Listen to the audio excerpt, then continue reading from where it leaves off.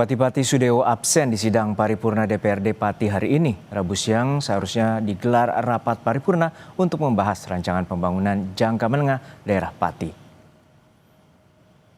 Sidang paripurna tidak dihadiri oleh Bupati Pati Sudewo, namun Bupati tampak tidak hadir. Absennya Bupati menurut PLT Sekda Pati dikarenakan adanya sidang ataupun sedang menghadiri acara asosiasi pemerintah kabupaten seluruh Indonesia. Usai didemo warganya pada 13 Agustus lalu, Bupati Sudewo memang belum pernah tampil lagi ke depan publik, termasuk saat peringatan Hari Kemerdekaan Republik Indonesia.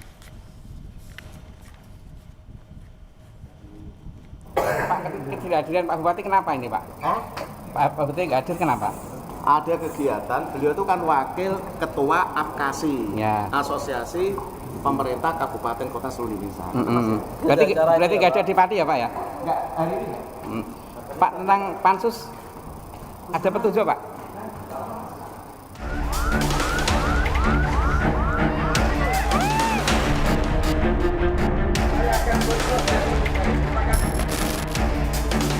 Kemarin usai diskors beberapa hari karena bertepatan dengan perayaan HUT RI, rapat kembali digelar dengan menghadirkan 3 camat untuk memberikan klarifikasi terkait polemik surat edaran pembayaran pajak bumi dan bangunan pedesaan dan perkotaan atau PBB P2 yang kemudian memicu kemarahan warga Pati.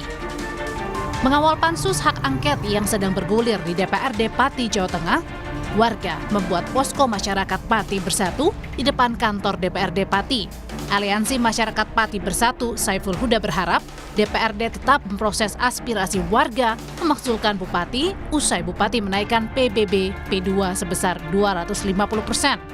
Persoalan Bupati Sudewo menurutnya bukan hanya kebijakan menaikkan pajak. Terkait pengawalan pansus itu bagian dari komitmen kami masyarakat Pati untuk betul-betul apa yang sedang berjalan di DPRD itu betul-betul berjalan sesuai relnya dan sesuai atas harapan masyarakat Kabupaten Pati, Mbak. Sehingga kami berharap DPR tetap berkomitmen atas proses yang sedang berjalan di pansus tersebut, jangan sampai mengecewakan masyarakat Kabupaten Pati, Mbak. Wakil Ketua Pansus sekaligus Ketua Komisi C DPRD Pati fraksi Demokrat Joni Kurnianto memastikan Pansus bekerja konsisten mengikuti mekanisme dan membantah anggota Pansus masuk angin. Semua anggota Pansus angket DPRD Pati, kita itu semangat. Dalam artian kita juga menghindari isu-isu bahwa anggota kami ini masuk angin. Jadi kami mulai pagi sampai sore kami membuka untuk akses untuk wartawan, pendemo, masyarakat ikut menonton. Baik itu live streaming maupun langsung, silahkan masuk, langsung kita transparan terbuka. Jadi bisa dilihat mana ada anggota dewan yang main-main, ya itulah. Rapat pansus hak angket DPRD Pati terkait pemakzulan Bupati Sudewo terbentuk usai warga menggelar demo besar-besaran menolak kenaikan PBB. Dan selain menuntut pencabutan kebijakan soal PBB, warga yang ikut demo juga menuntut Sudewo mundur dari jabatannya. Tim Liputan, Kompas TV.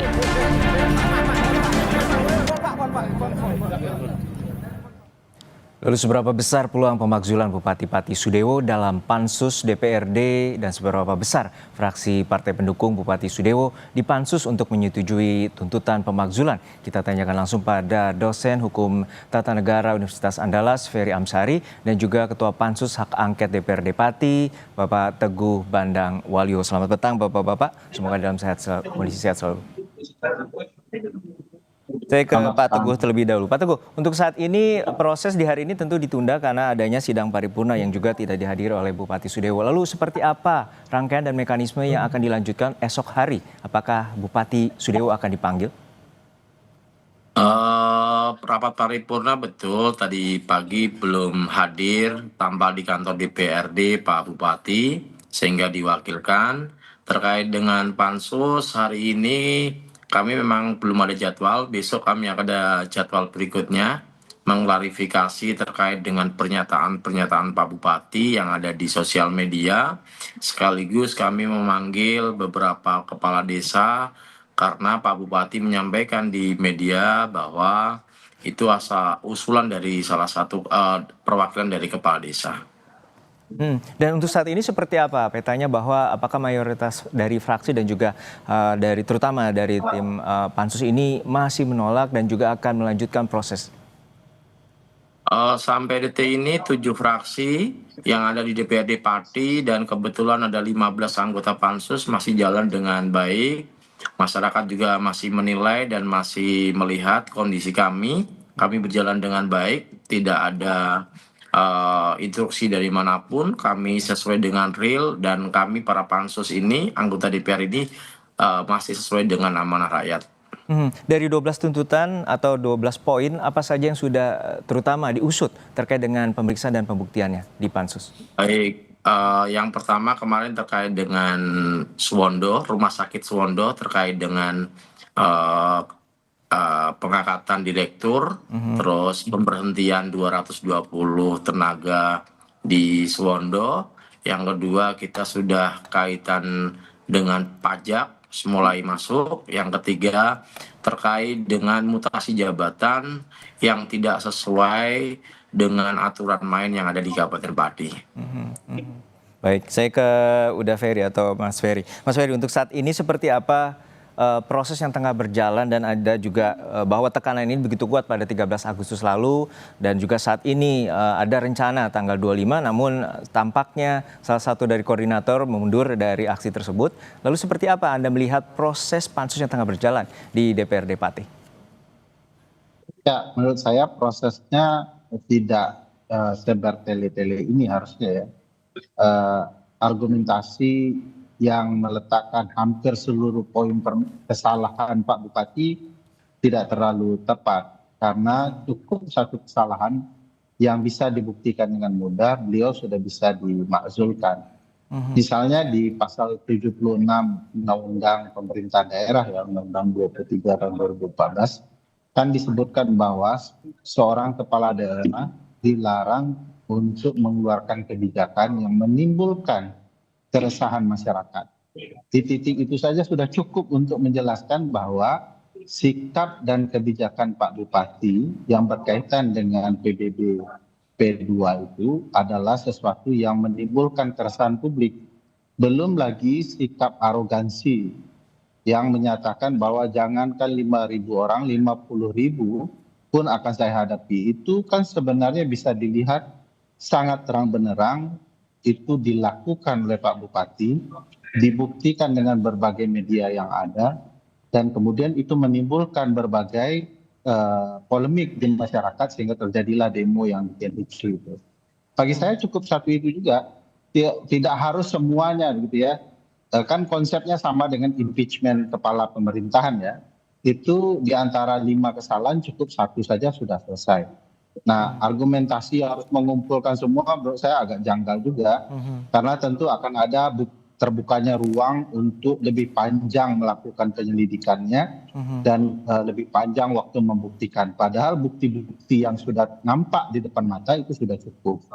Jadi jangan sampai juga DPRD dengan segala niat baiknya dianggap mengulur-ngulur waktu ya, terutama terbukanya ruang bagi kepala daerah untuk bernegosiasi dengan masa aksi, terutama gagasan memecah belah publik ya. Satu sudah berdamai dan lain-lain, padahal sebenarnya kita bicara sikap Bupati yang menimbulkan kericuhan. Kita tangkap poinnya Mas Ferry. Pak Teguh, tadi ada anggapan bahwa ini bertele-tele, proses pembuktiannya terlalu banyak, padahal bukti-bukti yang sudah ada cukup untuk proses pemakzulan ini untuk berjalan cepat, walaupun ada aturan bahwa maksimum pansus bekerja ini hingga 60 hari. Ya, terima kasih Pak Ferry atas masukannya kepada kami. Izin kalau kita bicara kronologis dari 12 poin itu awal dari masukan dari pendemo ada 22 poin sehingga kita rangkum menjadi 12 poin. Poin inti-inti sudah kita pelajari dan kita sudah konsultasikan kepada beberapa pihak, tim dari bagian hukum, terus dari teman-teman pendemo, bagian beberapa orang yang kita mintai pendapat terkait dengan hal ini. Sekali lagi, kami di posisi yang tidak mau main-main, tahapan itu kita lalui bersama dengan bagus, supaya tidak ada celah kekeliruan, dan kami akan menguatkan. Jadi kami khawatir kalau hanya 1-2 ini nanti kita kirim ke MA masih kurang kuat, sehingga kami punya keyakinan dari 12 itu lebih kuat. Ibarat sapu aja, kalau satu nggak bisa buat nyapu, kalau banyak ini bisa buat nyapu semuanya. Begitu, Mas. Tapi salah satu poin pentingnya adalah ini berdampak luas dan juga masyarakat juga kecewa dengan adanya sikap arogansi dari Pak Bupati Sudewo. Lalu seperti apa sebenarnya untuk dari pansus ini juga akan memastikan memanggil Bupati Sudewo di pansus hak angket? Baik, pansus hak angket ini kan terbuka ya, Mas. Kami tidak ada rapat tertutup, semua masyarakat bisa melihat, semua para media juga boleh masuk, tidak ada yang kami ditutupi. Terkait dengan pemanggilan Pak Sadewo, nanti kami akan melihat situasinya dalam pembahasan ini. Kalau memang diperlukan, kami harus mengklarifikasi, pasti kami akan undang Pak Sadewo. Ya, Mas Ferry, seperti apa tanggapan Anda bahwa untuk pemanggilan Bupati Sudewo itu apakah krusial untuk di pansus hak angket ini? Ya, yang merugi kalau Pak Bupati tidak hadir adalah Pak Bupati sendiri, karena itu kan hak dia untuk membela dirinya ya. Jadi kalaupun dia tidak hadir, mestinya pansus angket terus berjalan. Dan sekali lagi bagi saya mudah sekali membuktikan satu poin yang bisa mengubah posisi atau standing dari Pak Bupati. Jadi kenapa harus merangkum seluruh ruang pandangan masyarakat, sementara yang terang benderang itu sudah cukup untuk kemudian memberhentikan Pak Bupati. Saya tidak ada tendensi ingin harus berhenti ya, tetapi kan ini peristiwa faktanya terpampang di mata kita semua. Saya tidak terbayang kalau ada sikap bupati yang ditolerir yang kearogansiannya dengan menyatakan ayo demo saya dan segala macam. Baik. Kalau Pak Teguh ingat juga sikap Pak Bupati setelah munculnya hak angket adalah menyatakan saya ini tidak bisa dimundurkan karena saya dipilih rakyat. Di konteks ini saja beliau selain memicu kembali sakwasangka publik, keributan baru, juga tidak paham ketentuan undang-undang. Jadi aneh juga ada kepala pemerintahan di daerah tidak memahami apa maksud Undang-Undang 23 2014 bahwa kekuasaannya bukanlah kekuasaan yang mutlak, yang tidak bisa diganggu-gugat, tetapi kekuasaannya adalah pelayan publik yang kalau dia punya kelemahan dia akan berpotensi kemudian untuk diberhentikan. Ya, Pak Teguh, bahwa 12 poin ini dari 22 tuntutan masyarakat bahwa salah satu yang paling krusial adalah pemakzulan atau melengsarkan dari Bupati Sudewo. Lalu seperti apa Pak Teguh dengan bukti-bukti yang sudah dimiliki? Artinya pansus ini juga akan mengarah terhadap pemakzulan dari Bupati Sudewo. Baik, dari beberapa bukti yang telah kami kumpulkan, pansus ini kan punya tugas untuk mendalami, mencari bukti-bukti, mendalami apa yang menjadi krusial dari pernyataan Pak Bupati, terus kebijakannya. Salah satu yang paling mendasar juga bukti yang kuat adalah terkait dengan pengangkatan Direktur Suwondo. BKN itu sudah menyurati 3 kali, bahkan sudah diblokir. Pemda Pati di BKN juga masih tetap jalan Pak Bupati ini. Ini kan termasuk bukti-bukti, termasuk kami kemarin ada memanggil pihak ketiga yang melakukan tes. Ternyata di dalamnya ada hal-hal yang mengarah terkait dengan hal tersebut. Banyak hal yang kita temukan termasuk pernyataan dari DPP KAD terkait dengan perda ini, perbub ini bagaimana kita juga sudah dalami. Sekali lagi kami sepakat dengan Bang Ferry kalau satu saja sudah bisa memakzulkan Pak Bupati. Tapi kami kan sekali lagi tidak mau nih hanya satu pihak saja. Kita akan konfirmasi ke Sekda, ke Pak Bupati. Kami kumpulkan datanya begitu. Artinya di termin awal ini sudah cukup bukti, artinya bisa lebih cepat proses ini?